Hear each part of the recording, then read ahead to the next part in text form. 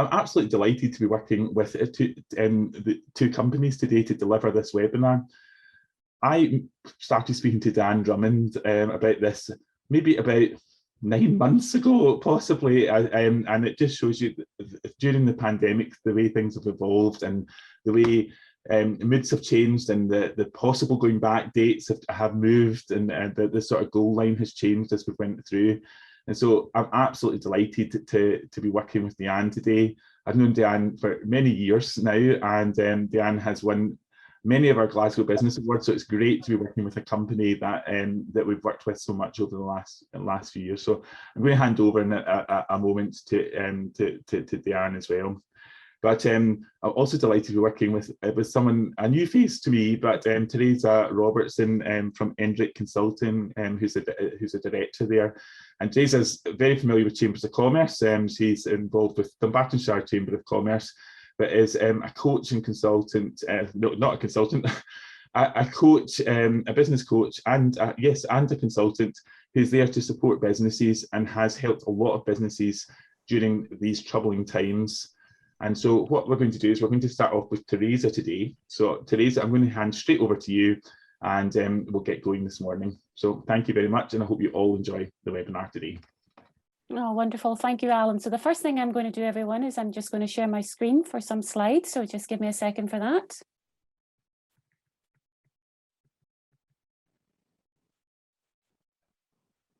Okay, and just make sure, can everyone see that okay? Wonderful. So good morning, everyone, and thank you for the opportunity to Alan and Michael to be here today as part of today's webinar on returning to the workplace. So I thought it probably good to start and give you a little bit of a brief overview about myself and hopefully support some of the things that Alan has been talking about with regards to that returning to the workplace. So there I am in all my glory, and a little bit about myself. So I am the owner, director of my own business, Endrick Consulting, and I have been operating my business now for over 10 years. The core parts of what I do as part and part of my business is I support either individuals or businesses with key elements of things like HR, learning and development, change, and culture. I'm also an accredited coach, which obviously supports a lot of people and individuals as well whenever they are going through components of the topics that I've just mentioned of HR, so forth. So I support with business coaching for businesses, career coaching for individuals, and also last year, through the world of COVID, I got myself an accreditation of an accredited wellbeing coach. And it is something that has served me very, very well in the last year in supporting individuals. So throughout the last year, it's funny actually, I'm sitting here and I'm transporting myself back to about April of last year, when the world of COVID was really, really beginning. And I did a lot of webinars, and I've supported a lot of businesses when COVID hit, helping them transition even from the point of view of, oh my goodness, what do we do next? Along with helping them manage employees and even manage their managers in working from home, because for a lot of people, it was completely new, completely alien. It was a whole new world pretty much for everyone. And there was lots of change and lots of adjustments for everyone concerned. Now, I've been involved supporting businesses, if you want to call it, from the start of COVID, during, and here we are now, hopefully coming to the end where people are actually starting to return to the workplace. So throughout today, hopefully I can share some points, some recommendations, some maybe ideas for you to think about to support you going forward. And here we are, almost 18 months later, restrictions are pretty much almost lifted, and it's a switchback, and it really is a switchback now for supporting employers and supporting their staff returning back into the workplace. So my brief webinar today, content, what I'm going to look at and share with you is the employer's role and engagement in all of this. Talk about hybrid working. Some of you may be familiar with this terminology, but I'll put a little bit more context around that. Supporting employees returning to the office, your role perhaps as an employer, and equally your role in supporting employees back into the office. I'm going to talk a little bit about staff well-being, because let's face it, I think it is one of the most important things to be considered right now, because when it comes to people, everyone is different, and there has been, as you'll all know from news, media and whatnot out there, well-being, mental health has certainly been one of the key topics over the last 18 months. And throughout all of it, I'm going to hopefully talk about the importance of communication throughout, but I will probably re-emphasize that for you all at the end as well. So, when it comes to the employer's role, I think first and foremost, my advice to any employer is you got to get it right. You got to get it right for you and for your staff. So one of the things, first and foremost, I think it is important for employers to plan a safe return for staff to the workplace. I think that is the ultimate priority role for any employer out there. One of the things I've heard and unfortunately experienced in the last little while is a lot of businesses are basically saying, okay, your return date, for example, is the 1st of September, it's everyone back in the office. Doesn't always sit or land well with employees, so my recommendation would be, I think it's much, much better to consult, engage and communicate with your staff as opposed to just telling you are returning to the office. Have regular discussions, which again supports that communication. If you have regular discussions, communications through email, through group discussions, through one-to-one, it shows that you're actually listening and supporting your staff at the same time. Discuss your own plans. Now, as an employer, you may have a date in mind. You think, okay, this is when I want everyone back in the office. I think it's always good as the employer to share that. If you start saying, oh, we'll start bringing everyone back as soon as possible can actually instill fear and anxiety in some of your employees. So if you have a date in mind, my recommendation and advice to you would be share that date as soon as possible, but do that through your conversations and your regular discussions. You can then put a plan in place for you and for everyone in how to achieve that. Going back to what I said a few seconds ago, where there's one business in particular where I know they've just told people they're coming back into the office, and it has instilled that element of fear and anxiety. One of my recommendations, and it probably depends on your workforce, so perhaps the larger number of employees that you have, one of the things is survey. It could be a monkey survey, it could be a little poll, something that you do on Microsoft Outlook as an example. Survey your staff. So what you're doing is kind of asking them what they see their return like back in the workplace. You may get some people who are absolutely chomping at the bit to be back 5 days a week. Will that work? Will that fit in with you? It may do fantastic. Some people may say, well, do you know what? I only want to be back in the office 2 days a week. I think it's probably very good. And my recommendation is consult all your staff. Ask them, because then you can hopefully plan and work to that accordingly for you and for everyone. One of the things to think about is consider how your staff travel to the workplace. And what I mean by that is trains. I've recently heard of a lady who has massive concerns about jumping on a train in peak time. She's so concerned about the train being super busy. And from the point of view, it absolutely fills this woman with complete fear. So consider how your staff travel to the workplace. Think of those peak times. So if you've got some staff members who are perhaps concerned about that, you may want to have a conversation, support them. And it links in a little bit to flexible working, which I'm going to talk about on the next slide anyway.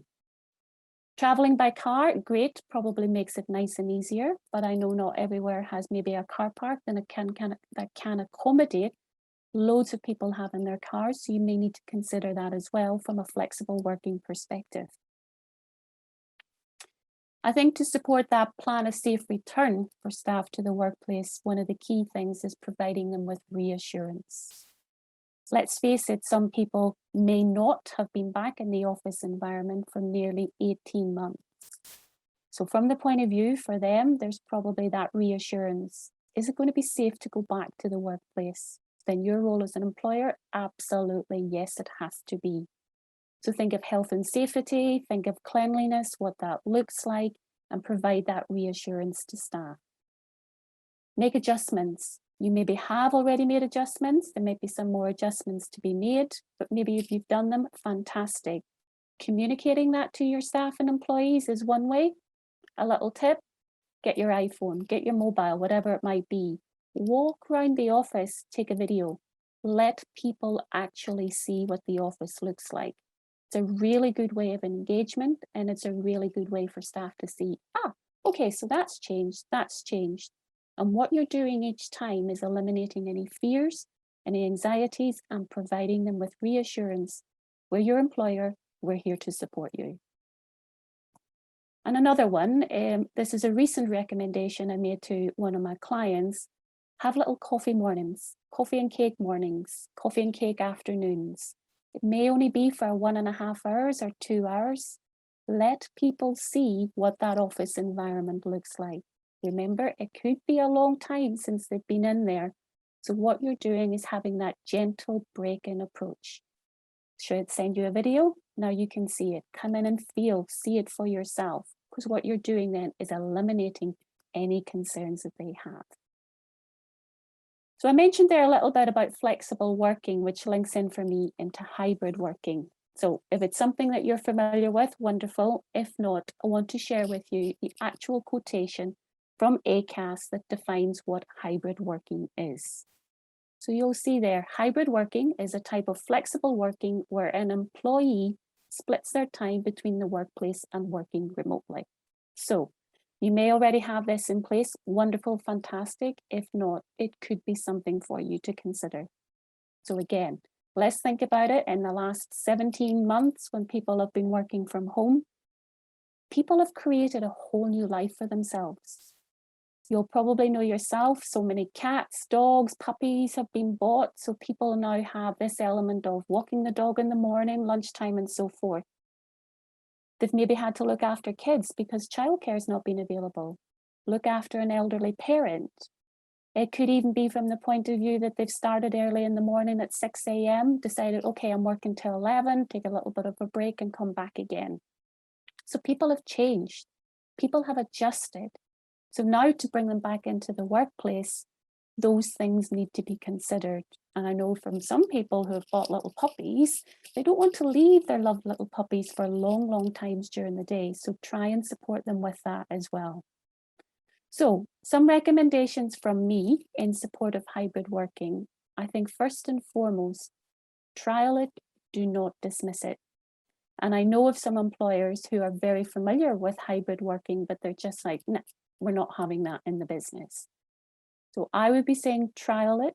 You can always do a pilot. It may work, it may not work, but at least if you trial it, you're listening and you're supporting your employees. You're not dismissing it offhand.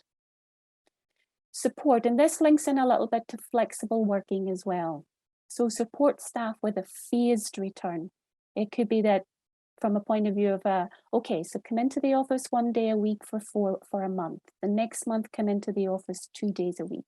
So you're doing that phased return to support them. It could be rotational or timetabled return. And that could do with a lot to do with the space, the number of people in the team. And it could be if you've got 6 members in the team, 3 are in at one time, 3 are in at another time. So you can do these things to support the staff throughout.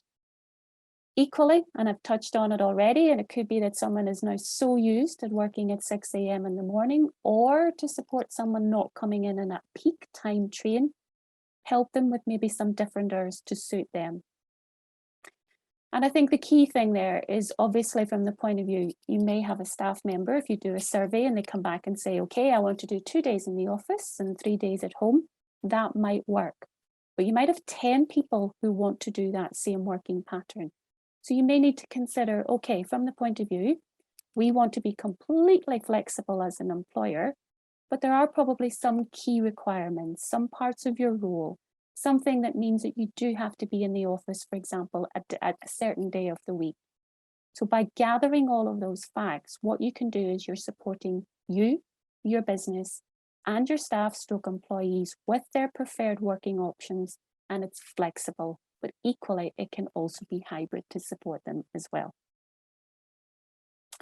Now, my next slide is all about staff well-being. So again, when I said last year, when I started supporting people working from home, anxiety, financial, you name it, and you'll probably all sort of relate to some of the things I've just said there, it was probably chaos. And chaos sometimes can bring about a lot of emotion. So what I'm sharing here with you in support of staff well-being is what we call the emotional change curve. Now, change from the point of view can be minor, and we all respond to it in different ways. Change can be major, and last year change was major. So in support of people building our lives, creating new lives, maybe working from home all this time, puppies, animals, family, whatever that might be, to now say you're going back into the workplace, it's another big change for people. It can actually be quite a psychological change for people. So this change curve can give you some of the emotions that your staff members may go through in support of returning to the office. Now, you may have those folk who want to go back 5 days a week and are whoop, whoop, fantastic, you've got happiness there. And they're said, so if you think of the comment that's above that, it's something's going to change and they are super, super happy about it. But again, you've got some people maybe who have anxiety and you've got fear. And anxiety, it could be that, okay, well, I'm so used to this life, I need to get this A, B, C, and D done before I can even consider going back to the office. And it can be a little bit around a coping mechanism. So can I cope? Yes, I can, but I probably need my employer to support me achieving that. Fear. Everybody will go through fear when it comes to some things like this. So from the point of view, when I mention staff well-being, it will impact all your staff members individually. So I think it's key to know your staff members. It supports everything by way of communication. And your role is really supporting people. You want to try and get everyone to that gradual acceptance. So again, if your start date of everyone coming back, just as an example, is the 1st of September, that gives you 2 weeks. Is that enough? Probably not. So you may need to put in some interim measures of phased returns and so on and so forth. But fundamentally, you want to try to get everyone to moving forward. Okay, I'm happy, I've accepted, I'm going to do 2 days a week for the first month and so on and so forth. I'm looking forward to getting back then to 3 days to 4 days, whatever that might look like. Because what you will do then will have an engaged staff who are very supportive of all the things that you're doing. And having a supportive and engaged staff is good for you and good for your business. That links into the employees returning to the office. Again, I think just from the point of view, it is again another change for people. So it is more about supporting where needed. Some people may not have or need any support at all, but some absolutely will. Your role as an employer is to eliminate any fears or anxieties that your staff members may have. For employees, it should be somewhere safe for them to return to. They want to go to work. They want to have chats with their colleagues.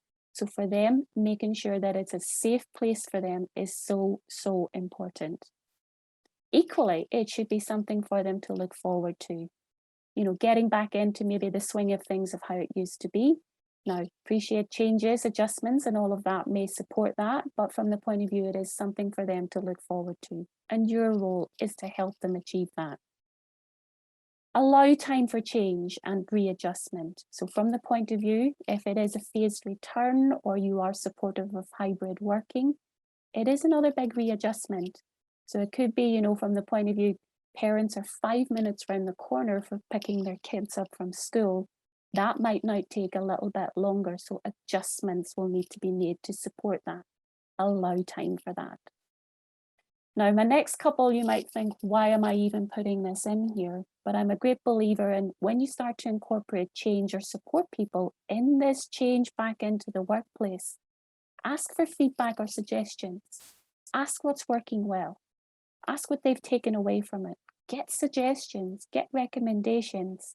Now, you may come up with one solution and it works, fantastic, but it can be a little bit of trial and error to get it right for one person or for multiple people. So ask for feedback and suggestions.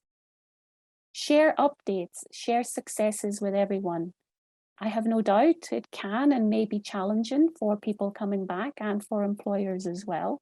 So share updates. Again, what's gone well? Successes. In the space of 3 months, for example, we've managed to get 80% back into the workplace. That's wonderful news to share. And it shows that a lot of work and effort has gone into it to achieve that. And finally, I think one of the key things that I'm not saying all employers forget to do, but is give thanks. Give thanks, praise and recognition to everyone probably for their hard work into achieving this. Because again, the employers will require the staff to fulfill the work and the staff require the employers to support them. So give thanks, give praise and give recognition as well. And my final slide, hopefully I've put very little by way of words on it because I think it should really, really speak for itself. So when it comes to communication, I really cannot stress the importance of communication throughout the whole journey. You know, if you've been communicating regularly from last year, huge well done. Now to return back to the workplace, keep that communication going.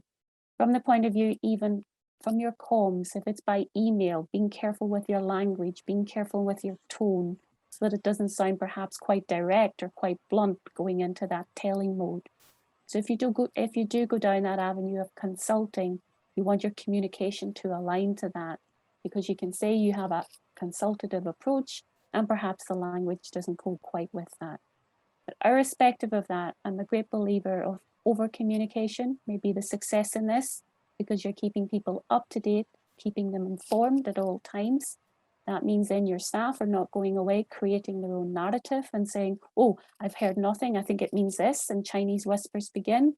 So from the point of view, keep communicating right the way through, things that you're doing, things that you plan on doing, and keeping everybody up to date. So that's really everything from me, just to say thank you very much. My details are at the bottom there, but from the point of view, I will now pass back to Alan.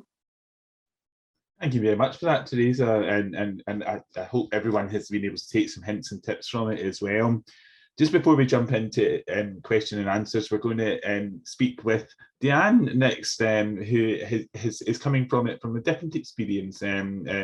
She is a director of a business that has continued to operate during the pandemic, although was disrupted at the beginning. But I'll let Diane tell you her story. So Diane, we'll head straight over to you. Thank you. Thanks very much, Alan and Michael. So my name is Diane Drummond. If Michael can just load the slides up for me, please, if you don't mind. That's great, thank you. My name is Diane Drummond. I'm one of the directors at BDAX Air Conditioning. We're based in Glasgow. Now, when the pandemic hit right at the beginning of March for us, it's very daunting.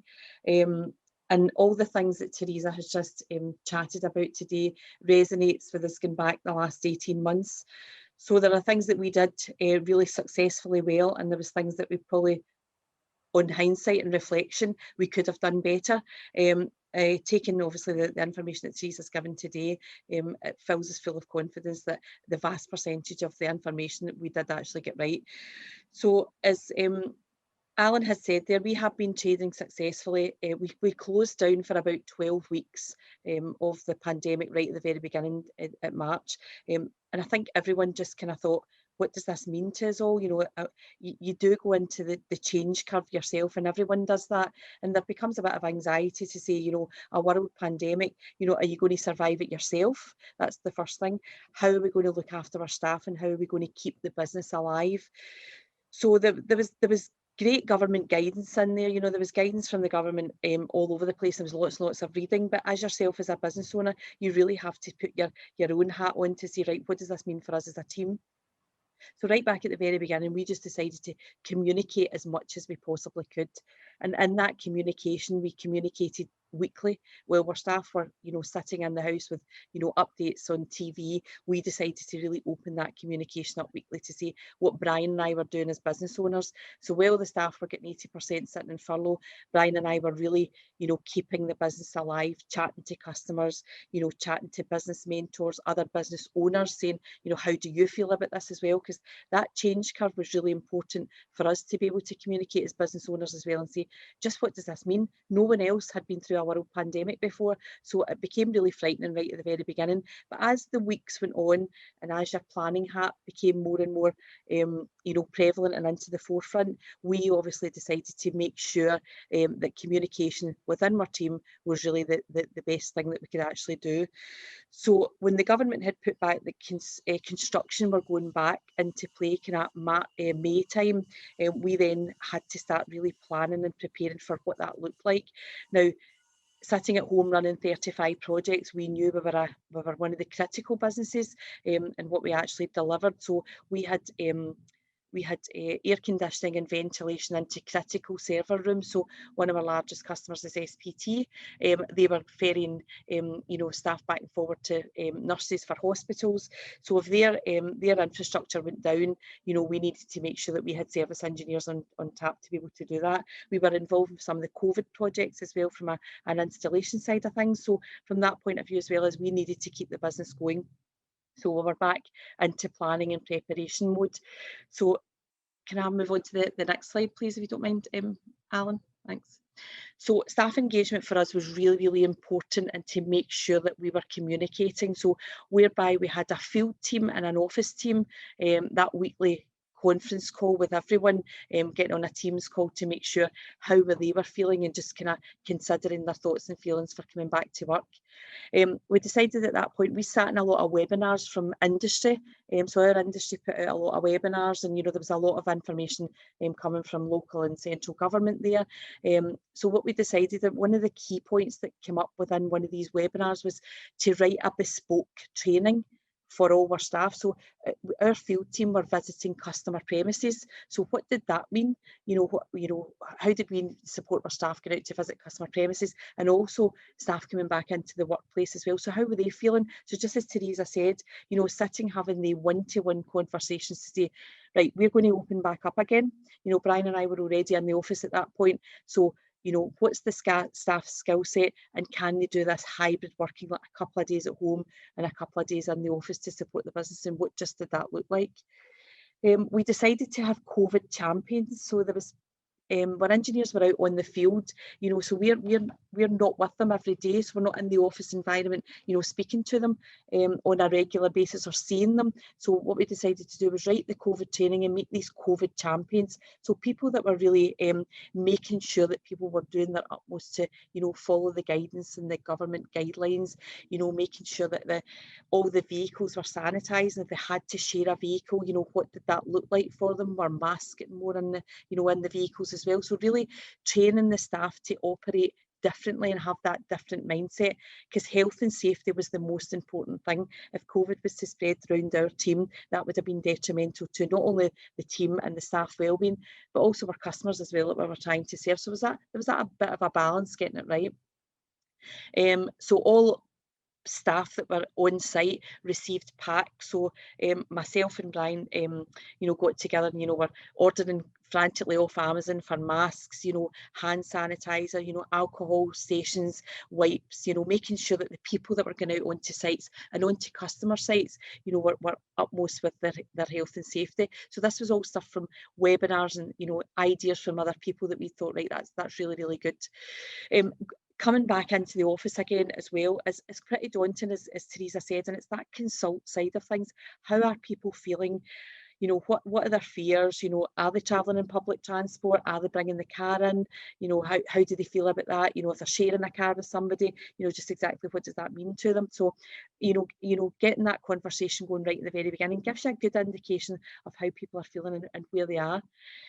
So once they were in the office, like that clear signage in the office to say, masks must be worn, workstations were individual to them, and a cleaning pack for every single workstation, risk assessments for the office as well, and sharing that round about. So every week we come up with something different that was a good indication of how we were making the staff feel. And from their engagement as well, they were coming up with ideas that might, that they were empowering themselves to say, right, this is a great idea, can we implement this? What's the cost to the business? And can we go and do it? So at that point, not so prevalent now, but at that point there was no visitors to the office at all. So no meetings, nobody in. So we created this little BDAX hub of staff where there was about 6 of us in the office running the business.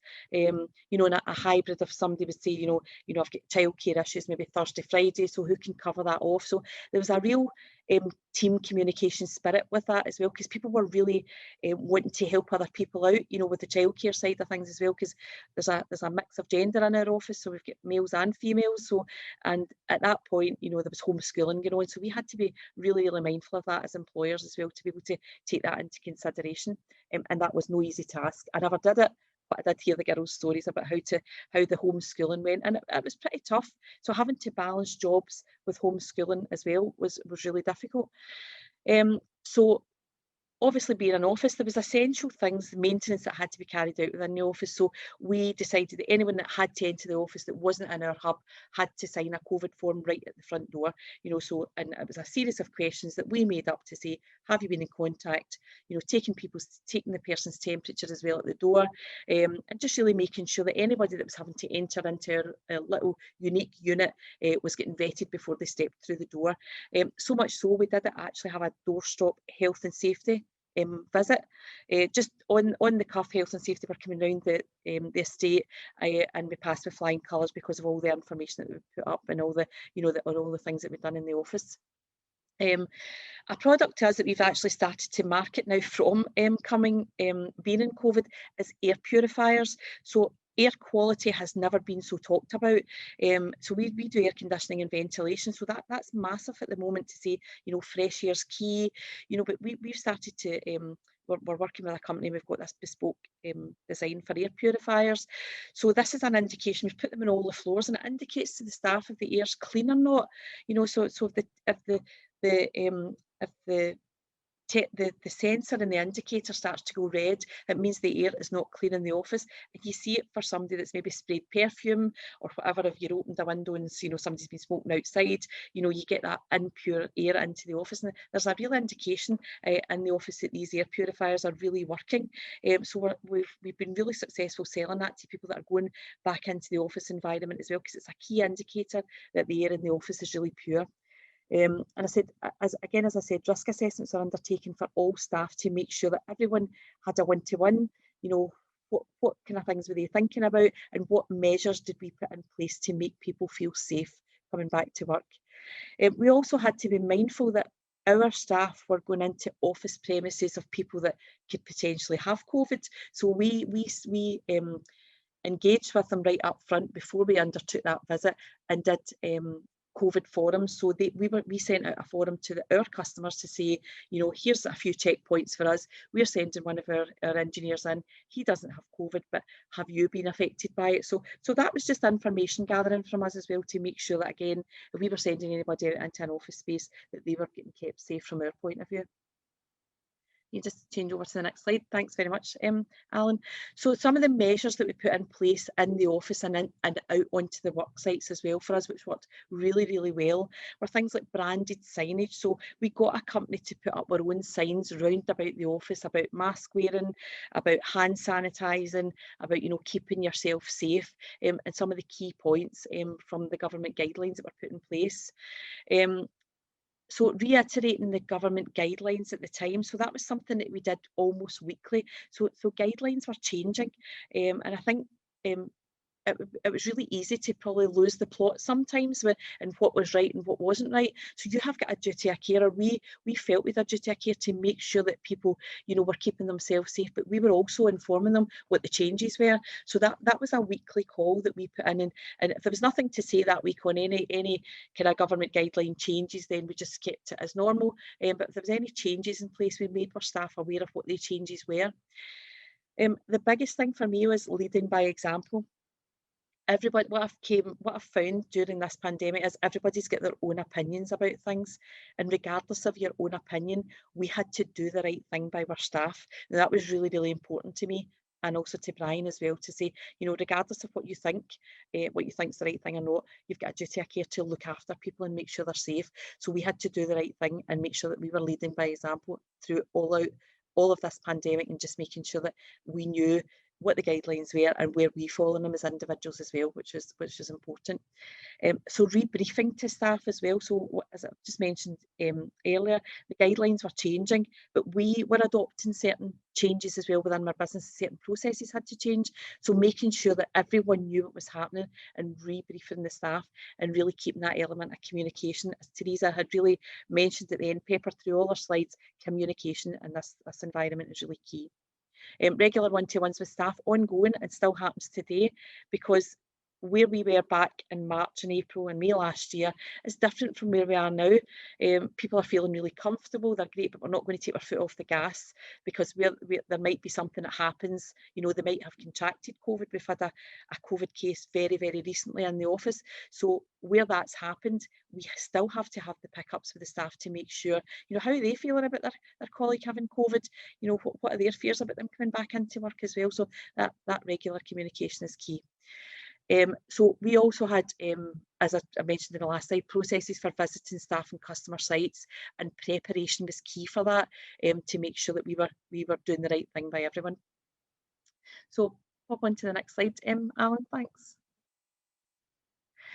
So how are we going to plan to grow and sustain after COVID? So this is something that's really important for us, because we have been trading very, very successfully for the last 18 years. And it's been a bit different the last 18 months. In fact, it's been majorly different the last 18 months. And to say it's been challenging is probably a bit of an understatement. So it is fair to say that life has changed beyond where we knew that it was going to ever change. But now we've experienced trading through a world pandemic. It has made us probably a wee bit more thought-provoking in where we were to where we're going to be now. So for our business, we have written a new business plan. It's not a million miles away from where it was in the past, but we've had to take into consideration what's happened in the last 18 months. You know, we've had to adopt new processes, we've had to adopt, we've started to sell a new product. You know, it's great for us because air quality is really, really important. So we have seen a massive uptake of people that never really used to bother about their ventilation or air conditioning getting cleaned, to now being uber conscious about their staff in buildings and environments for fresh air. So this has been great for our business, but it's also had an upsurge in you know, orders for us as well. So it's been great, the fact that we're really flourishing. But what does that mean? Because you still got the staff with fears, and we've still got to live with COVID ongoing. So our business plan has been changed, it's been written differently. We've changed our values, we've looked at the behaviours of our staff as well, which has also changed. So taking all that factoring into consideration, we've written a new kind of 5-year plan to make sure that we're coping with whatever's going to come forward for the future as well. Doing a bit of that holistic view of the business and where we were and where we want to be. I mentioned something, that the change curve, right, when Teresa looked at that, and I actually had a kind of small laugh, because as business owners, you're supposed to know everything that's going on, and who's going to tell you. But one of the things that we really took advantage of, and Alan knows this, is the Glasgow Chamber of Commerce has got a mentoring programme that actually is free of charge to businesses. It has been our godsend over the last few years, and especially really prevalent during the last 18 months. We've got 2 business mentors, one of them we've kept in touch with, and one of them that was our business mentor last year, who have been nothing but support to Brian and I. So they haven't known what it's like to go through a pandemic, but they were really a great crutch for us going through that. So we could pick up the phone any day or night and say, we're feeling like this.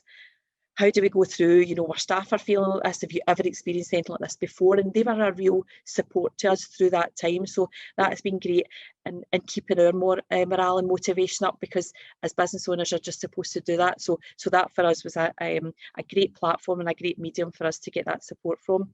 So my parting shot is there has many positives that came out of last year, and I know that it all seemed a bit of doom and gloom, but we've taken a lot of positives and we need to draw on that experience.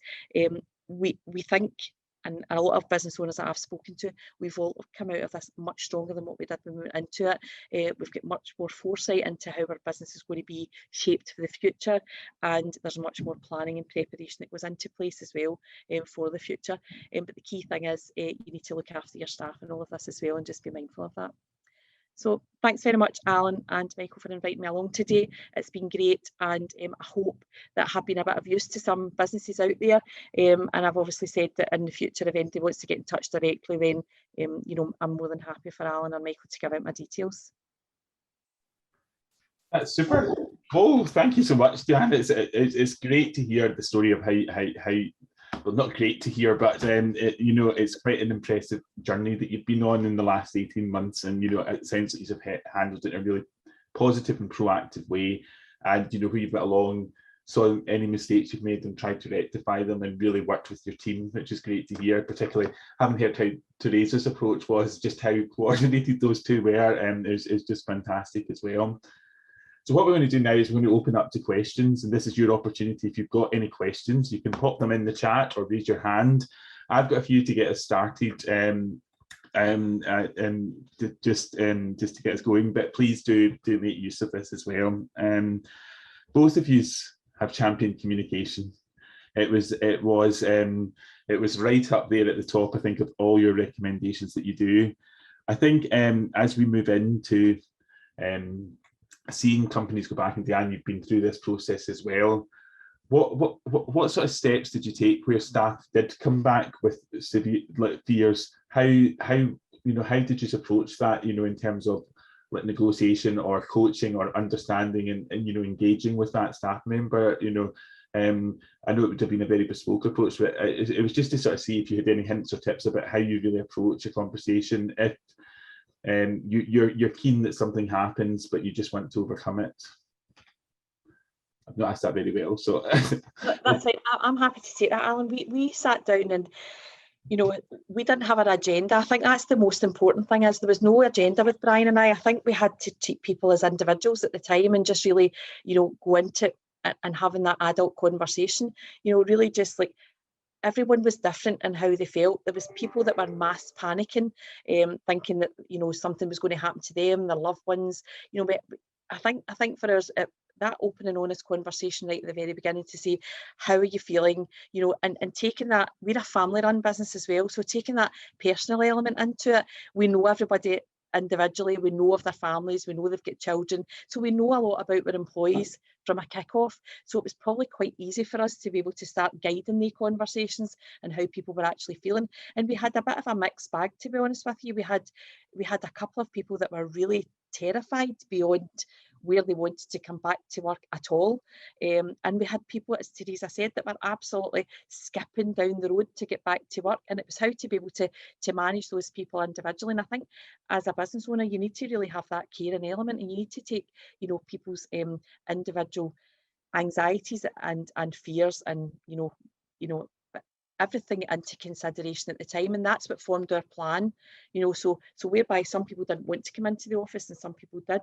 We then started to formulate the plan to say, you know, how do we manage this as a business going forward? So I think it was just that general open up conversation really started to kind of shape how things were going to be for us. Teresa, I'm not sure whether you got a different approach for that or not. No, I think I would agree with all of that, Diane. And probably if I was to give some hints or tips just to bolt on to that, I'd probably say from the point of view when it comes to communicating with staff, I think it has to be meaningful, more importantly than anything else. I think if you have meaningful conversations and you listen, whether you're a manager in a business or the owner of a business, that will make the biggest difference. I think equally, if you are a manager or an owner, you probably would, I would say, maybe benefit just from understanding your own style. Because if you are even going and having all these wonderful one-to-one conversations, to make them meaningful, it's like, look at your own approach. Are you perhaps being a bit direct and someone is like, oh, I don't like the way you say that. So it's about maybe just making it meaningful to the person, but also being mindful of how you're putting it across.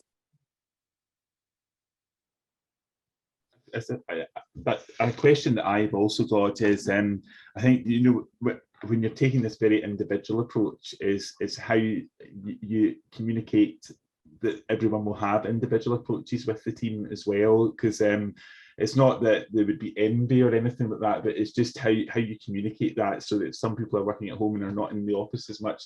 That doesn't mean they're working any less, you know, and reinforcing that value.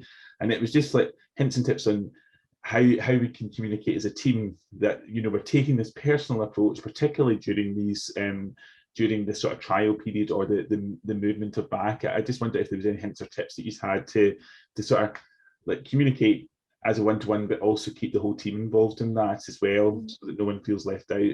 I think I'm terrible at asking questions. I know what I want to say, but I hope you know what I mean. So. It's okay. I'll probably start, Diane, and I think maybe then if you have anything. So I think when it comes to communication, communication can form, if you're doing it in a team perspective, some tips I would be saying is use the tools that you have. So if it's email is perhaps the common theme that you use and that everybody's used to checking their emails, great. Now, with the world of technology, you've got things now like Microsoft Teams, you've got Slack, you've got other different communication channels.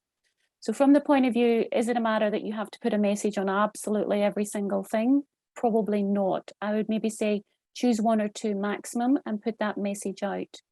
But with that and coupled with that, I would say you can have a message to everybody within the business, whether that's message to the teams. I think it has to be, and it supports a little bit what Diane touched on, it's leading by example. So if you're cascading that message down the business, make sure that it's true and authentic and is cascaded correctly. It doesn't come with different narrative and different Chinese whispers, because by doing that, a business is leading by example, managers are leading by example, everyone gets the same message and the same communication. Yeah, I'm absolutely right, Teresa. We tended to do a bit of a mix of communication. So we tended to do, if it was we wanted to hear everyone hearing the same message from either Brian and I, we would do maybe a conference call or a Teams call. You know, there could be email. There was, you know, an email that went out to maybe clarify the points as well that we talked about. But you're right, it's that hearing the same message so that you don't get the Chinese whispers on the back of it. And what does that actually mean? And you're also mindful when you're writing any communications or you're doing it, you're also thinking of the people as well, because you're thinking, you know, I know that person might take that in that way. So you're just watching what you're saying and how you're saying it and making sure that the message is clear and concise that you're giving across at any one point in time. So yeah, you're absolutely right. That's probably bang on. Super. I noticed, Deanne, consistently throughout your presentation, you've talked about you were briefing the team, you were keeping them on board. And, you know, obviously we're still on an evolving journey. And it was when you were saying briefing, what sort of information, can I ask what sort of information you were sharing in those briefings? It's just like, I'm just thinking, because you know, and the pandemic is not over and it will continue to evolve over the next however many months and years. Yeah. So. There was a lot of it.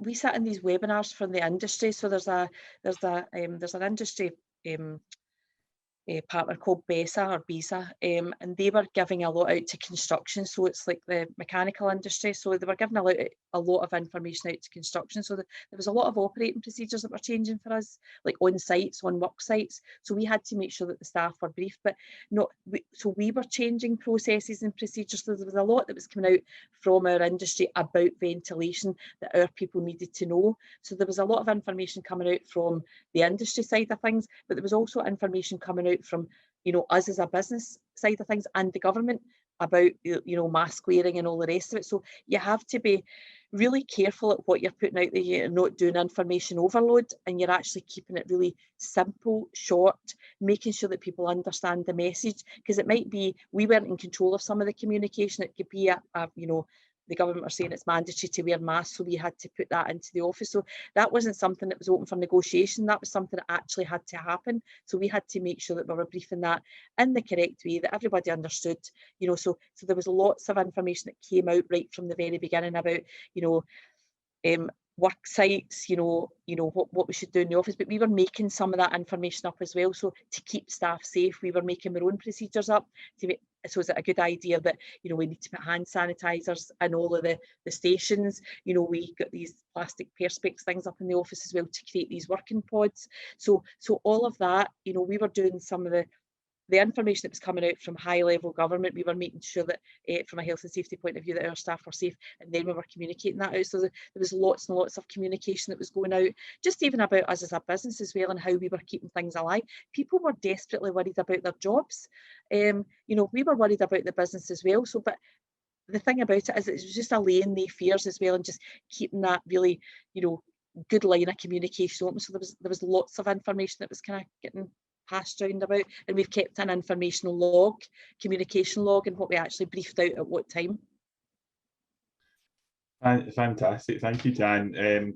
Just taking that on board, Teresa, I was just wondering, you talked about sort of as people go back to the sort of hybrid working or sort of introduced to hybrid working, sort of keep trialing it and sort of monitoring it. And I just wondered if you had any tips on how to monitor progress, because yes, you can monitor it with the business plan, but is there anything else you would tell people, businesses to look out for when they're sort of monitoring the progress of the return of their teams? I think for me, when you start to monitor hybrid working, the proof of the pudding is in the employee. From the point of view, if they're happy, they're engaged, they're empowered, they're bought into this, they see the benefit of it, I think first and foremost, that's going to speak volumes. As a business, it's again, maybe going a little bit what I said with regards to, if you find that success, that recipe might work for one person, but it might not work for everyone. So you've still got that trial and error. But from a business, I think, you'll get that feel. Productive, if employees are happy, morale is good, they're empowered, productivity is going to go up in a business. People are going to start to talk about, I think for me, and what I've heard in a few organizations is, oh, my employer, they do A, B, and C. They start to speak really positively. They are promoting what the business is doing. And that for me speaks volumes, because it's saying, you know what, I have a good employer, and that reputation is something to behold. Mm-hmm. Mm-hmm. Thank you. Just last call for any questions. If anyone's got any questions, just let me know. I'll ask another one to sort of begin to wrap us up a wee bit this morning as well, and we'll give you a chance to ask anything. I would like to know if you could have approached anything differently, Deanne. Is there anything you would have highlighted that you would approach differently, and is there anything that you're really proud of what you've achieved in the last? Well, I hope you're really proud of what you've achieved in the last year, but is there anything that stands out that you're like, yes, we were good at that? So I think for us, Alan, it was probably for us, we sat in it and you go into some sort of panic mode at the beginning. I think we really need to take the positives to the fact that we are still trading. We've got a really profitable business. We made profit even throughout being closed for 10 to 12 weeks last year. I think the thing that we probably could have done differently is probably at the very beginning, maybe opened up a bit more and just shared a bit more information. We kind of tended to like beaver away and try and keep the business going, and then thought, right, okay, how are the staff feeling? So that initial engagement right at the very beginning for us within the very early weeks could have probably been a bit better, but I was probably doing more than most businesses at that point, because I was talking to other businesses saying, I've not engaged my staff for the last 6 weeks. I'm thinking, right, well, we've at least, had these conference calls, and I think for us, we're really proud of how we've we've not lost any staff during it either. We did have a couple of redundancies right at the very beginning because we thought, how could we save money and overheads, because you were going into the fear of the unknown. But from that, I think we have to be really proud at where we are, and the real positives are the increase in sales that we've had. Everyone's back in the office now. Staff engagement seems to be at an all-time high. We've not had any attrition through COVID as well. So from that point of view, I think we've really managed it successfully well. And if I look back, I don't want to focus too much on the negative side of things, but if we kind of look back, I'm thinking, I would like to be able to help people out, going forward into this next tranche of people getting back into the workplace. But there's probably nothing really I would have done differently. I think we engaged with a lot of other business owners, used the mentors, and really, really focused on where they were going to help us out, and being a bit of a strength within our business as well. Well, no, I just think I'm so proud of what you guys achieved. It's just amazing to hear a success story like that. So a huge well done to you, and for really engaging your team through the whole process. You should be really proud of what you've achieved there. It's not been easy, Alan, but it's been worth it. Business isn't easy, but it's worth it. And to keep your staff and still have them, and keep your customers as well. We've not lost any customers through this, and to do that as well, it's really it's really encouraging to see that as well, which is great. Super. No, well done. Teresa, one of the things that Deanne mentioned was that she developed a sort of training program during the pandemic, particularly in the early days for the team, and has continued to use that. do you think there's any merit in looking at something similar at this point? As we talked about mindset. Do you think that maybe businesses should maybe looking at developing sort of some training models for their team as they come back into the office to try and assist them with that mindset and the new way of working for them?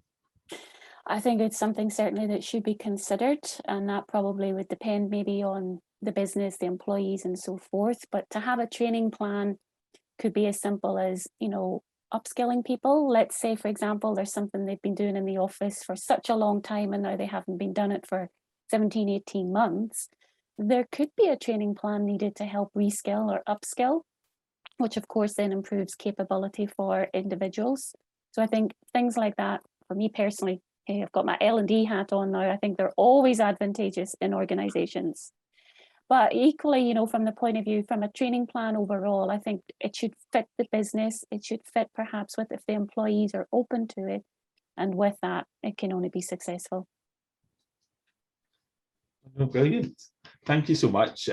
So believe it or not, the hour has flashed by at the click of a fingers. So I'll maybe just draw the session to a close today. But I just wanted to say a huge thank you to both Diane and Teresa for coming along and taking us through that presentation today.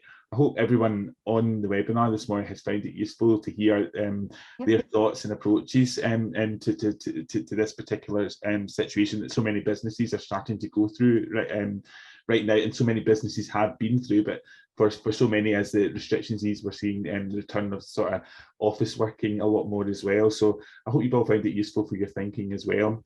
What we'll do after this call is we will share, if Diane and Teresa are okay with this, their details, so that if you've got any questions, I'm sure they'd be delighted to help if you reach out to them directly, and we'll pop that in an email to you just shortly after this webinar today.